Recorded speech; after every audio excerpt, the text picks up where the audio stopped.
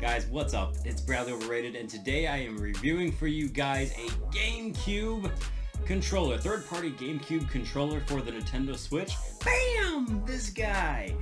And hey, I think the lighting's actually kind of better. So yes, this is the wireless GameCube controller brought to you by Power A.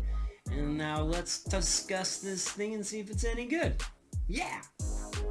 Okay, so the first thing I want to point out is that this is a wireless GameCube controller, and it actually syncs really well with your Nintendo Switch.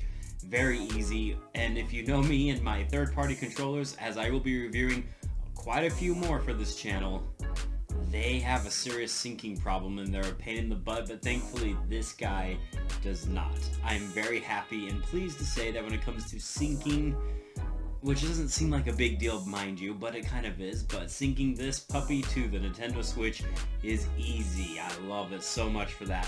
Having said that, now I want you guys to take a close look here and listen to these right here, the right trigger and the left trigger. I'm barely touching that. Do you hear that?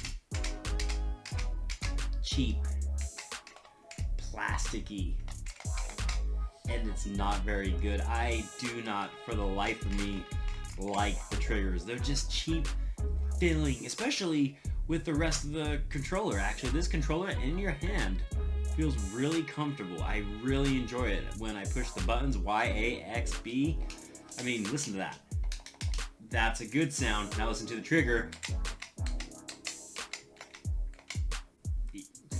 It doesn't sound good. The plus, minus, home screen, the capture button, all of that works well. This C-pad right here, this C-pad feels great. The D-pad is slightly larger than a normal GameCube controller, which is excellent, especially for platformers. I actually played a lot of Tetris 99 using this controller because of how great the D-pad is on there. They did a really good job with that.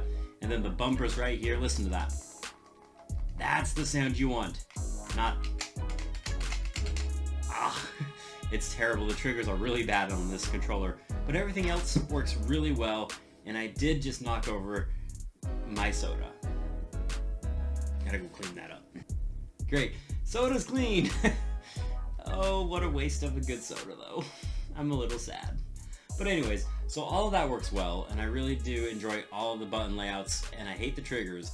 But what about the other features of this game, and how does it play in Smash Bros? Because I know a lot of people that get GameCube controllers care about it in Smash Bros, and I'll get to that in a second. I want to also bring up a few other points though before I discuss that. And the first point is that this controller is $50, and I do think that's a little bit too expensive. I'll go into a few more details and you'll be able to understand why I think 50 bucks is too expensive, but I think this controller, if it is on sale for $40, that's a little bit more reasonable of a price. 50 for me is just too much, and one of the reasons why I think 50 is too much is because this guy does not have a rumble feature. Pretty basic. It takes batteries, you can't recharge it, which isn't a big deal to me, but for some people it is. And it doesn't have an NFC reader, so if you have an amiibo and you want to scan it, you can't do it with this controller.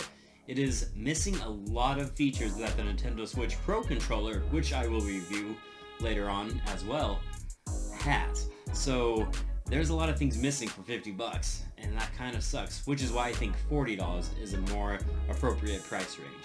Having said that, the motion controls in this game works really well. I tried it in Splatoon 2, and you know what? It works doing this whole weird shoot thing. This is the best motion control motion I can do. But hey, it works. What do you want from me? And now let's talk about Smash Bros. Is this a good controller for Smash Bros? No. That's what's really rough about this, is I can't really recommend it for Smash Bros. It just doesn't seem to feel good. I don't know how else to explain it. I've noticed a little bit, for example, and I don't know if this was necessarily the case all the time, because it definitely seemed to respond really good when I did input controls. So when I was pushing these buttons, for example, it seemed to be very, very responsive most of the time, but every once in a while, there'd be a little bit lag. So when I was, for example, Link, and I would swing his sword, I'd push the button to swing, and it would take a fourth of a second, which doesn't seem like that much time, but if you're a very competitive player in Smash Bros, that makes a really big difference. As anybody will tell you, frame rate in fighting games matters. Input commands in fighting games matters. So for fighting games like Mortal Kombat 11 and Super Smash Bros. Ultimate, it just doesn't feel as comfortable as a standard GameCube controller did back in the day when Super Smash Bros. Melee was a thing.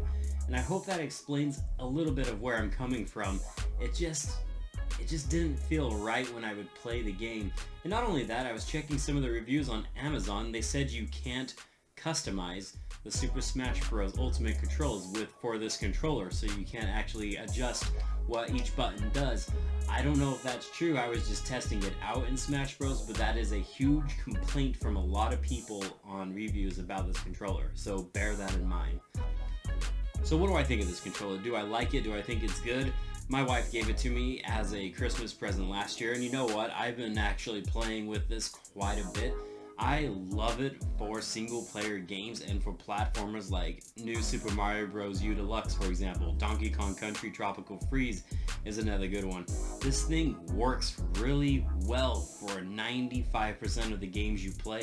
It's not a game I will use for Splatoon 2 because I don't like the button layout for Splatoon 2, but if you wanted to use it with the motion controls, it works really well. So I really enjoy this controller. There are some definitely disappointing features about it though.